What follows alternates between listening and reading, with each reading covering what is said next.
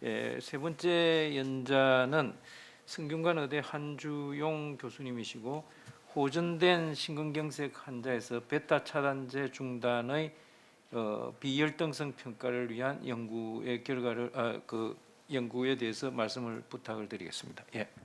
네, 소개 감사합니다. 성균관 의대 삼성서울병원 순환기내과 한주용입니다.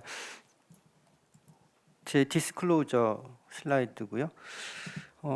여러 선생님들께서 잘 아시는 것처럼 심장 질환으로 인한 사망자 수는 계속 증가를 하고 있습니다.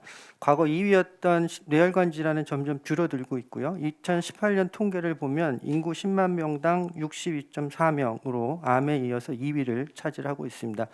암이 이제 압도적으로 1위이긴 합니다만 이 암이 이제 여러 암을 다 합친 거를 생각을 한다면 단일 기관 질환으로는 이제 심장 질환이 가장 중요한 사인이다 이렇게 말씀드릴 수 있습니다. 이 심장 질환 중에 가장 또 핵심이 되는 것이 협심증, 심근경색으로 대표되는 허혈성 심장 질환입니다. 통계가 최근 통계는 이제 찾기가 어렵던데요. 2011년부터 2015년까지 환자 수는 75만 명에서 86만 명으로 증가를 했고 총 진료비도 6,500억 정도에서 7,350억 정도로 증가를 했습니다. 아마 2020년쯤 보면 이게 더 증가를 했을 거로 생각이 되고요. 허혈성 심장 질환으로 인한 사망자가 1년에 한 4,000명 정도. 그러니까 심장 질환으로 인한 사망률 중에 한 반 정도는 허혈성 심장 질환으로 생각이 되고요. 또 그 중에 한 3분의 2는 급성 심근경색증 환자입니다. 사망자 수가. 그래서 결국 심장 질환으로 인한 사망자 수를 줄이려면 급성 심근경색증 환자를 잘 치료를 해야 되겠다라는 결론에 도달하게 됩니다. 실제 현장에서는 항상 저희가 옛날보다 심근경색 치료 성적이 엄청 좋아졌다 이렇게 자부를 합니다만 국가 차원의 데이터를 보면 그렇지 않습니다. 건보공단 데이터인데요.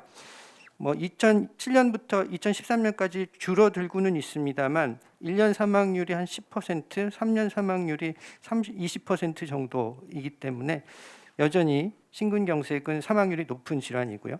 이런 질환들을 그러면 어떻게 하면 치료 성적이 올라갈 것인가? 혈관이 막혀서 오기 때문에 급성 심근경색증 환자의 예후를 개선하려면 막힌 혈관을 신속하게 뚫어주는 재관류 치료가 선행이 돼야 되고, 하지만 이것만 가지고는 안 되기 때문에 그 이후에 적절한 약물 치료가 동반돼야 됩니다. 그 약물 치료 중에 가장 대표적이고 과거부터 오랫동안 해왔던 것이 베타 차단제입니다. 베타 차단제는 우리 몸에 이제 교감신경계가 활성화되면 이 베타 에프네프린이 나와서 알파 베타, 그중에 베타 1, 2, 3 세 가지로 나뉘는데 심장에는 주로 베타 1 리셉터가 존재를 하게 되고요. 여기 이제 교감신경이 활성화가 되면 수축력이 증가하고 심박수가 증가하고 여러 가지 이제 이런 일들이 발생을 합니다. 따라서 베타 블로커를 사용하게 되면 심근의 산소 소모를 줄이고 심부전도 줄여주고 심실 재형성도 막아주고 일부 데이터에서는 동맥경화 진행도 억제를 해준다라고 알려져 있습니다. 이렇기 때문에 심근경색 초기에는 베타 차단제가 당연히 도움이 될 수밖에 없습니다. 가이드라인 조금 더 자세하게 보시면 하트 페일리어가 있거나 좌심실 구축률, 그러니까 LV 이젝션 프랙션이 40% 이하인 환자에서는 계속 써라, 아주 강력한 증거 수준으로 권고를 하고 있습니다. 클래스 1의 레벨 오브 에비던스 A고요. 이런 게 없는 환자들도 초기에는 쓰는 게 좋다. 클래스 2A, 레벨 오브 에비던스가 꽤 괜찮습니다. A니까. 근데 장기적으로 어떻게 할 거냐? 입원 중에도 쓰고 그 다음에도 계속 써라 라고 권고를 하는데 클래스는 2A이긴 합니다만 레벨 오브 에비던스는 B로 조금 더 이제 낮아지고 있고요. 그러면 언제까지 쓰면 되겠느냐에 대해서는 언급을 하지 않고 있습니다. 재작년에 심장학회 산하 이제 급성 심근경색증 연구회에서 전문가 컨센서스를 발표를 했습니다. 다른 미국, 유럽 이런 가이드라인, 일본 가이드라인 참고를 했었는데 역시 초기에는 금기만 없으면 베타 블로커를 사용을 해라. 하트 페일리어가 있고 이젝션 프랙션 40% 이하이면 계속 써라.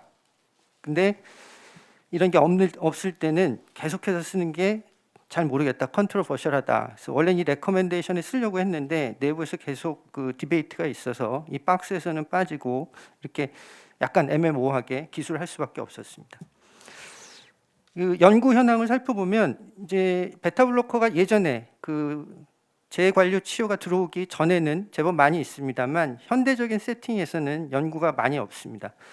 프랑스에서 시행됐던 전향적 코호트 연구였는데 이 레지스트리 랜덤 스터디는 아니었고요. MI 발병 1년 시점에 베타 차단제를 쓰고 안 쓰고에 따라서 5년까지 사망률을 보니까 차이가 없었다라고 보고를 했었고요. RCT가 딱 하나 있는데 일본에서 수행이 됐었습니다. 이 연구에서는 조금 과격하게 베타 블로커를 계속 쓰는 군하고 초기부터 안 쓴 군을 비교를 했었는데 등록이 저조해서 800명, 원래 목표했던 환자를 수를 못 모으고 중단됐고요. 그다음에 이벤트도 낮고 해서 환자 수도 적고 해서 확정적인 결론을 내리기가 어렵습니다. 그래서 할 수 없이 이제 후양적 코호트 연구를 좀 살펴봐야 되는데 이게 덴마크 레지스트리인데 환자 수는 굉장히 많습니다. 이 연구에서는 이제 앞에 말씀드린 연구하고는 반대로 1년 이상 베타 블로커를 쓴 차단제를 쓴 군이 더 좋더라라고 보고를 했습니다만 역시 후양적 연구이기 때문에 여러 이제 실렉션 바이어스가 있고요. 또 하나 연구는 저희 팀이 이제 발표를 했던 건데 우리나라 건보공단 데이터를 가지고 발표를 해서 이제 유러피안 하트 저널, 저희 쪽에서는 제일 좋은 저널의 하나입니다. 발표를 했고 에디터가 이 논문은 괜찮다 해서 이제 그 달의 호에서 초이스를 해줬던 논문입니다. 2010년부터 15년까지 MI, 근데 조금 이제 의미 있는 임상적으로 MI를 고르기 위해서 PCI나 캐비지를 시행받았던 환자 5만 5천 명, 근데 베타 블로커를 꼭 써야 하는 환자들, 금기증 때문에 쓸 수 없었던 환자들, 그 다음에 1년 이내에 여러 가지 임상 사건이 있었던 환자 등을 제외하고 한 3만 명 정도를 가지고 분석을 했습니다. 1년 이상 베타 블로커를 사용하는 군이 한 80% 정도고 1년 미만으로 베타 블로커를 사용했던 군은 20% 정도여서 의사들이 역시 그 가이드라인에 애매모호하게 기술돼 있지만 계속 써라 하고 있으니까 고민은 하지만 계속 이제 사용을 하고 있고요.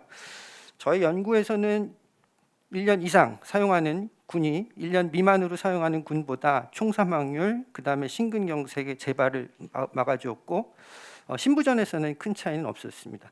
그래서 결국 저희가 처음 가졌던 가설하고는 조금 반대로 길게 쓰는 게 더 좋다로 나왔습니다. 근데 이 연구는 역시 뭐 후양적 연구이기 때문에 여러 가지 바이어스가 있을 수 있고 그다음에 LV 이젝션 프랙션에 대한 정보 등이 없는 여러 제한점이 있어서 결국은 이제 큰 규모의 전향적 연구가 필요하다고 생각이 되고요.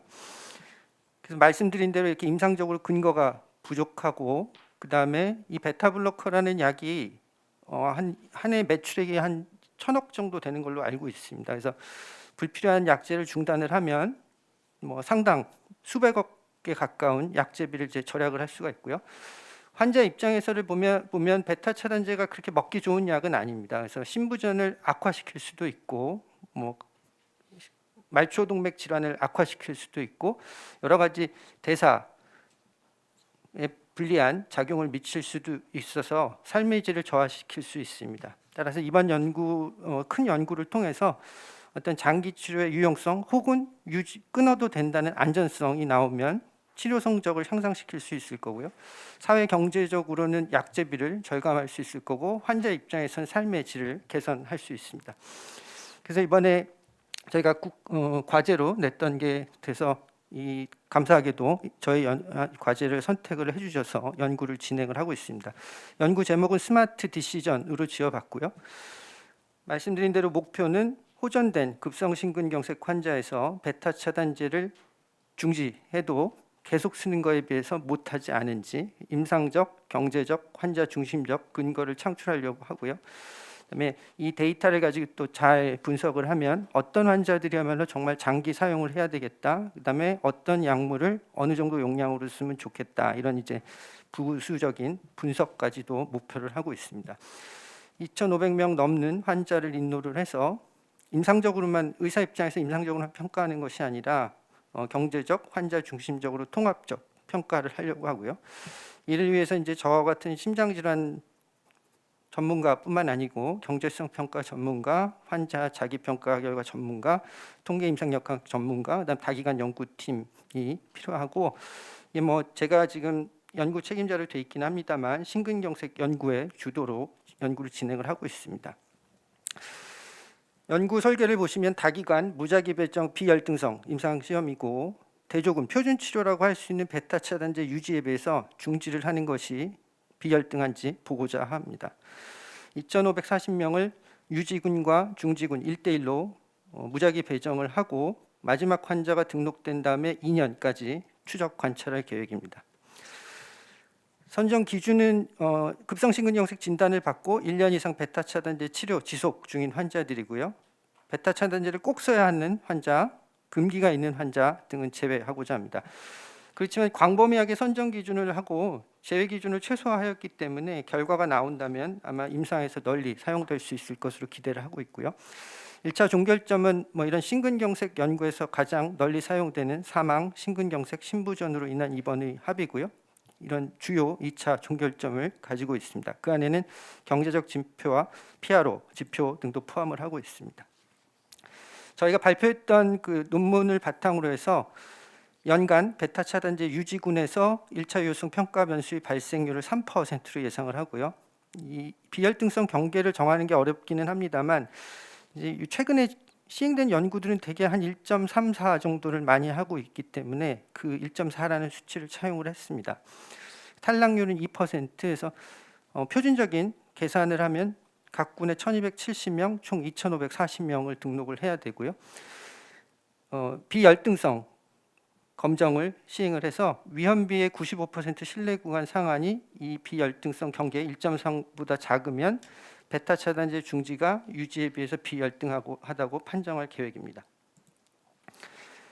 이 아이크리에이트를 이용을 하고 있고요. 각 병원별로 이제 담당 CRC들이 있고 저희 병원 이제 데이터 매니지먼트, 그다음에 임상 역학 연구센터, 그다음에 ACRO가 참여를 하고 있습니다. 연구를 좀 더 이제 객관적으로 안전하게 하기 위해서 연구 참여하지 않는 병원의 선생님들로 데이터 세이프티 모니터링 보드, 아산병원의 이천하는 선생님이 위원장을 맡아주고 계시고요. 클리니컬 이벤트를 블라인드하게 평가할 클리니컬 이벤트 어듀케이션 커미티, 원광대병원 순환기내과 윤경호 교수님이 위원장을 맡아주고 계십니다. 연구 추진 일정은 이제 다음과 같고요. 실제 이제 그 등록 과정을 보시면은 이게 끝나고 나면 아까 말씀드린 대로 이제 임상 진료 지침 근거 마련뿐만 아니라 사회 경제적으로 비용을 절감하고 환자 삶의 질 개선까지 도움이 되기를 바라고 있습니다. 저희가 이제 좀 차별성과 우수성을 가지고 있다는 내용이고요. 실제 그 연구 과정을 잠깐 보여드리면 2001년 4월에 처음으로 이제 환자를 등록을 했습니다. 저희 병원 IRB는 일찍 통과를 했습니다만 이 ECRF 개발 과정이 좀 시간이 걸렸고요. 크리스하고 클리니컬 트라이얼 주요부에 등록을 했고 이제 올해부터 막 이제 다른 기관까지 액티베이션을 하고 있습니다. 목표는 이제 내년까지 환자를 다 등록을 하려고 하는데요. 전체 이제 21개 기관에서 참여를 해주고 계시고 2021년 12월 31일자 기준으로 보면 총 이제 944명이 등록이 되고 있고요. 기관별로 이제 처음에 저희 기관만 하다가 각 기관이 이제 액티베이션 되면서 지금 이제 20개 기관에서 환자를 등록을 해주고 계십니다.